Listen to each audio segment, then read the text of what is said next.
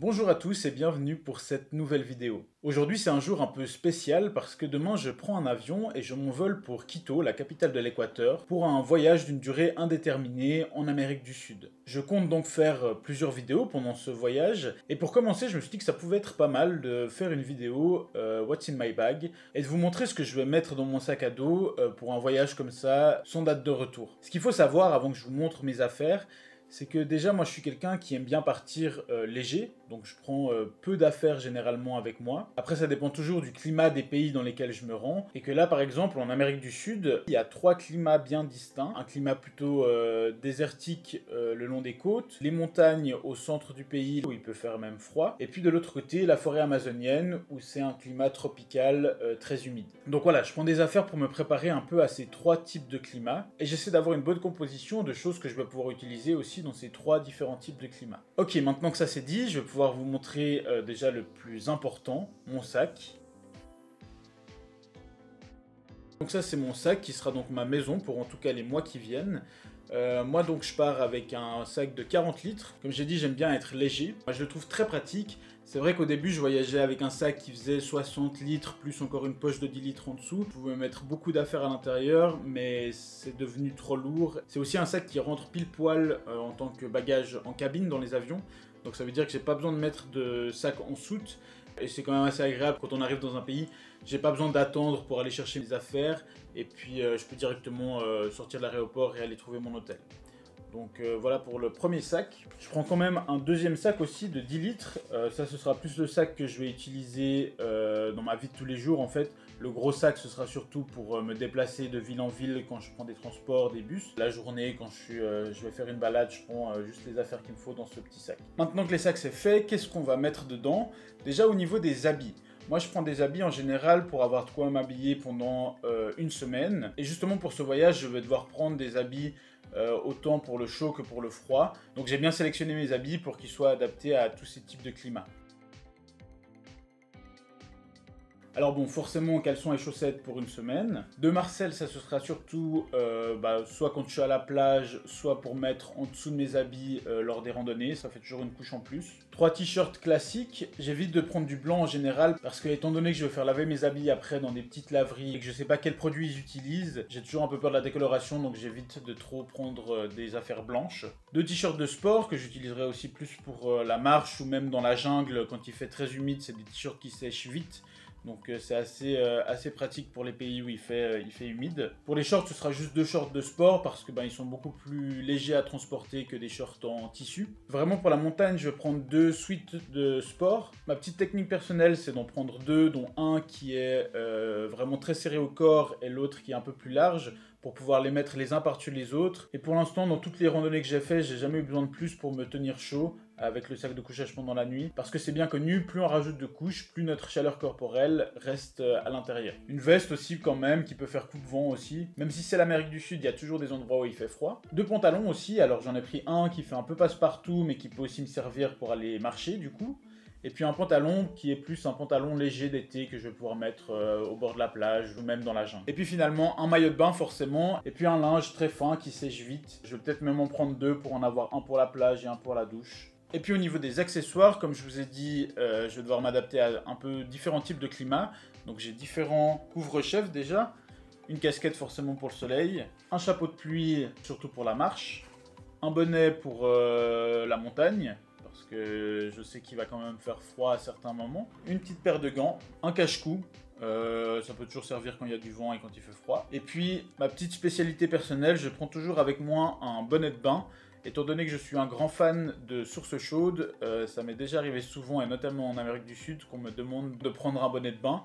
Et pour éviter d'en racheter un à chaque fois, ça prend pas de place et je le glisse vite au fond du sac.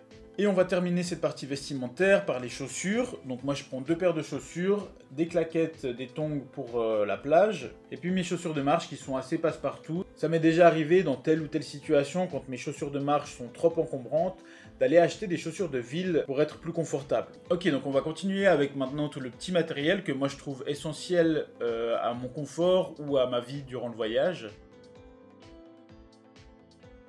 On commence bien évidemment avec mon passeport et mon carnet de vaccination, qui est de plus en plus utile, hein, comme on le sait. Je retire aussi pas mal d'argent cash avant de partir, parce que les frais pour retirer dans des bancomats à l'étranger sont souvent très élevés. Forcément, en temps de pandémie, des masques. Je prends aussi ma lampe frontale, très utile dans plein de situations. Des cadenas, ça vous en aurez toujours besoin dans les hostels pour les mettre sur les casiers dans lesquels vous rangez vos bagages, ou alors dans certains lieux où vous allez, où ils vous demandent de laisser vos sacs à la réception. Un petit couteau suisse, j'ai plus les dimensions, mais en principe c'est les couteaux suisses qui passent avec les bagages en cabine. Je prends aussi un jeu de cartes et 5D. C'est vrai que le voyage c'est aussi rencontrer des gens, et c'est toujours cool d'avoir des petits jeux à faire pour les soirées où il fait moche par exemple. Et puis il y aura toujours des gens que vous rencontrez qui seront là pour vous apprendre des jeux que vous ne connaissez pas. Donc ça a été pratique dans plein de situations pour faire connaissance d'avoir ces deux petits jeux. Je prends aussi un rouleau de papier toilette, ou en tout cas plusieurs feuilles. Vous le savez peut-être, mais un peu partout dans le monde, il y a des manières différentes d'aller aux toilettes. Et du coup, croyez-moi, ça peut sauver des vies d'avoir toujours quelques feuilles sur soi. Et puis de nouveau, ma petite touche personnelle, je prends toujours avec moi une couverture de survie. Surtout quand je prévois aller faire de la marche, parce qu'en montagne, ça peut littéralement sauver des vies.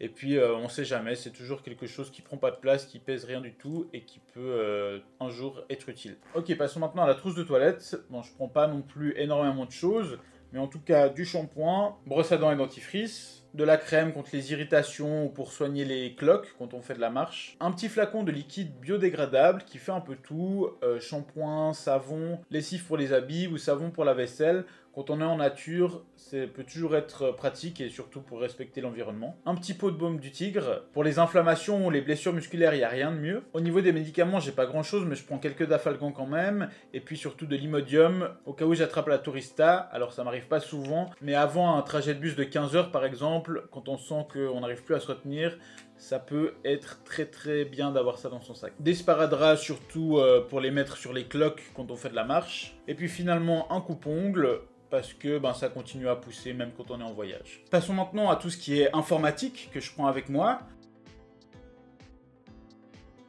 Alors déjà mon téléphone, qui est probablement la chose la plus importante que j'ai avec moi, tout simplement parce que je peux tout faire avec. Moins essentiel, un ordinateur.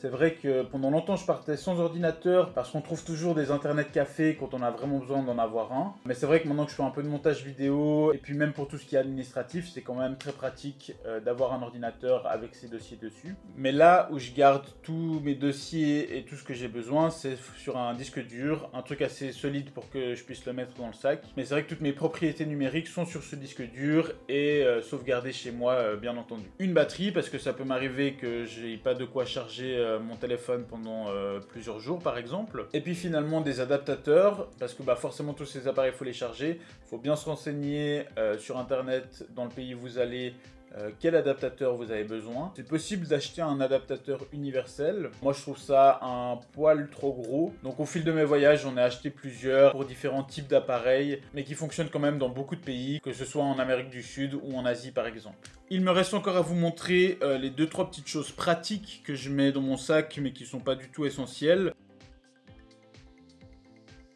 J'aime bien prendre 2 sangles avec moi parce que ça peut toujours servir à attacher quelque chose. Si mon sac casse par exemple, au moins j'ai ces 2 sangles pour essayer de le rafistoler. Je prends ces 2 bananes qui sont des bananes de voyage assez proches du corps pour mettre mon argent ou mes papiers d'identité quand je sors. J'aime bien avoir ça à ces endroits-là. Des pochettes waterproof si jamais j'ai envie de prendre mon téléphone pour aller filmer ou prendre des photos en mer par exemple. Toujours pratique d'avoir de quoi le mettre à l'abri. Puis 2 types de sachets. Des sacs poubelles d'abord, alors que j'utilise pas très souvent. Mais si par exemple je me trouve bloqué sous une grosse pluie, je peux toujours en mettre sur mon sac pour le protéger. Ça peut aussi me permettre de garder par exemple des habits au sec, de protéger mes affaires. Et puis plus petit mais très utile aussi, des pochettes de congélation. C'est là-dedans que je mets tout mon matériel électronique et tout ce que j'ai pas envie qui prenne l'eau. Donc tout ce qui est dans mon sac et qui doit absolument rester sec, c'est dans des pochettes de congélation. Voilà, donc j'arrive gentiment au bout. Il me reste encore 2 choses à vous montrer. Le sac de couchage, pas indispensable non plus, mais quand on veut faire de la marche, c'est quand même pratique d'en avoir. Après, c'est vrai que le reste du matériel, en principe, je vais le louer sur place. Et puis, un tapis de sol, pareil, pratique pour faire de la marche. Et c'est vrai que moi, je fais aussi beaucoup d'étirements. Donc, toujours bien d'avoir ça avec. Je peux le sortir n'importe où et faire mes petits exercices tranquillement. Et bien voilà, moi je viens de finir de pacter mes affaires, je suis donc fin prêt à partir. J'espère que la vidéo vous aura plu, si c'est le cas n'hésitez pas à vous abonner ou à me laisser un petit message de bon voyage dans les commentaires. Moi je vous dis à bientôt pour des nouvelles aventures, en Amérique du Sud du coup, d'ici là, ciao!